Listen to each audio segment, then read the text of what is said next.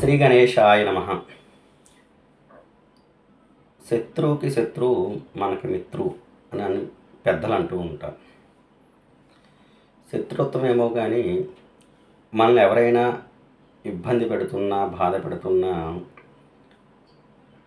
లేదా మన గురించి ఎవరైనా చెడుగా చెప్తున్నా, మన అభివృద్ధిని చూసి వారవలేకపోతున్నా, సహించలేకపోతున్నా, అవతల వాడిని మనం శత్రువుగానే చూస్తాం. శత్రుత్వం పెంచుకోవడం వల్ల వచ్చే ఉపయోగాలే ఉంటాయి, ఏమీ ఉండదు. మన మనశ్శాంతిని కోల్పోవడం తప్పించి.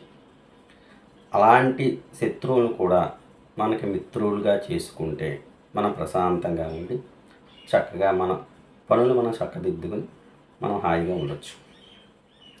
మీ శత్రువులు కూడా మీకు మిత్రులుగా చేసే మంచి రెమెడీ చెప్తాను, జాగ్రత్తగా చేసుకోండి. దీనికి వారంతో సంబంధం లేదు, నక్షత్రాలు ప్రధానం. చిత్తా నక్షత్రం, మృగశిర నక్షత్రం, ధనిష్ఠా నక్షత్రం, ఈ మూడు నక్షత్రాలు లేదా ఈ మూడు నక్షత్రాల్లో ఏదో ఒక నక్షత్రం వచ్చినప్పుడు వారంతో ప్రమేయం లేకుండా చిత్తా నక్షత్రం కానీ, మృగశిర నక్షత్రం కానీ, ధనిష్ఠా నక్షత్రం కానీ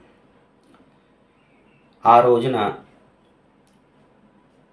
హనుమాన్ టెంపుల్కి వెళ్ళి, ఆంజనేయ స్వామి యొక్క దేవాలయానికి వెళ్ళి 1 కేజీ బెల్లం తీసుకుని స్వామివారికి సింధూరంతో, తమలపాకుతో పూజా కార్యక్రమాలు చేయించి స్వామివారికి మీ సంకల్పం చెప్పుకోండి. స్వామి, ఇలా పలానా వ్యక్తి నన్ను ఇలా ఇబ్బంది పెడుతున్నాడు, నాకు శత్రువుగా తయారవుతున్నాడు, ఆ వ్యక్తి కూడా నాకు మిత్రుడిగా చేయి స్వామి అని స్వామివారికి మీ సంకల్పం చెప్పుకుని ఆ బెల్లాన్ని నివేదన చేసి, బెల్లాన్ని తీసుకుని దాంట్లో అది మహాప్రసాదం, దాంట్లో కొంత భాగం మీరు ప్రసాదంగా స్వీకరించి మిగిలిన ఆ బెల్లాన్ని ఒక నది తీరానికి వెళ్ళి, నదిలో కానీ, కాలువలో కానీ, చెరువులో కానీ మీరు మోకాళ్ళలోతు వరకు దిగి ఆ బెల్లం చేతితో పట్టుకుని ఆంజనేయ స్వామి వారికి మరలా మీ సంకల్పం చెప్పుకొని, మిమ్మల్ని ఎవరైతే ఇబ్బంది పెడుతున్నారో, ఎవరైతే బాధ పెడుతున్నారో, ఎవరి వల్ల అయితే మీకు కష్టం కలుగుతుందో ఇవన్నీ కూడా ఆంజనేయ స్వామి వారికి చెప్పుకొని ఆ బెల్లాన్ని ఆ నదీ ప్రవాహంలో విడిచిపెట్టి, నా శత్రువు నాకు మిత్రుడు అయ్యేలా చూడు స్వామి అని సంకల్పించుకుని నమస్కారం చేసుకుని ఇదే విధానం ఇంచుమించుగా ఒక 11 సార్లు చేయండి. ఈ నక్షత్రాలు ఎప్పుడైతే కుదురుతున్నాయో ప్రతి నెలలో కానీ మీకు కుదిరినప్పుడల్లా 11 పర్యాయాలు ఈ విధానం చేయండి.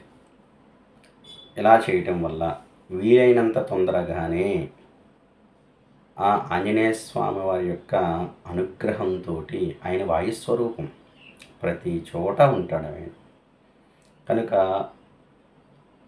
చిరంజీవి.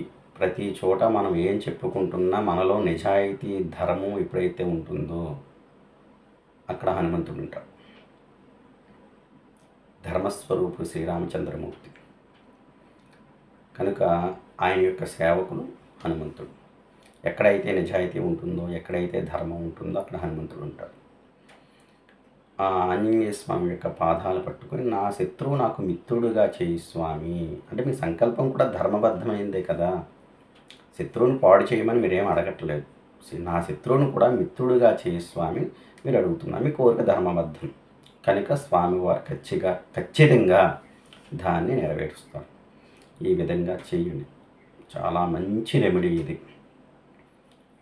శుభమస్తు, సర్వత్రా విజయోస్తు.